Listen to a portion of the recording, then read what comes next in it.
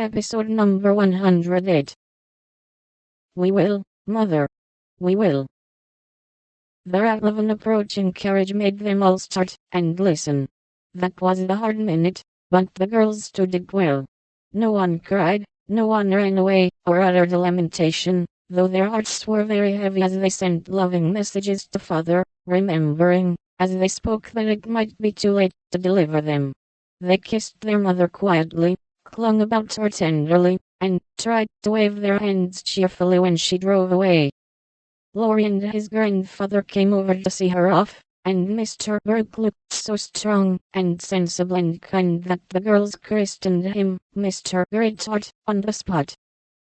"Goodbye, my darlings. God bless and keep us all," whispered Mrs. March, as she kissed one dear little face after the other, and hurried into the carriage. As she rolled away, the sun came out, and looking back, she saw it shining on the group at the gate like a good omen.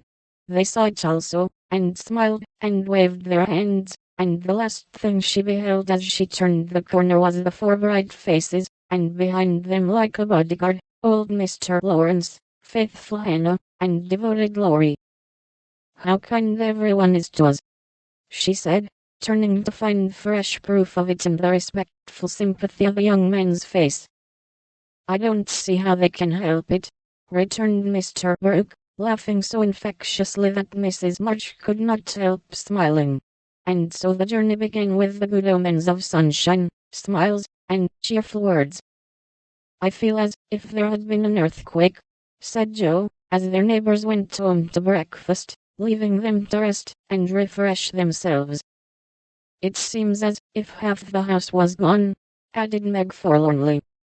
Beth opened her lips to say something, but could only point to the pile of nicely mended hose which lay on Mother's table, showing that even in her last hurried moments she had thought and worked for them.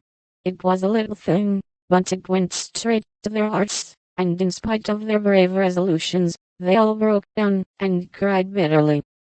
Hannah wisely allowed them to relieve their feelings, and when the shower showed signs of clearing up, she came to the rescue, armed with a coffee pot. "Now, my dear young ladies, remember what your ma said, and don't fret.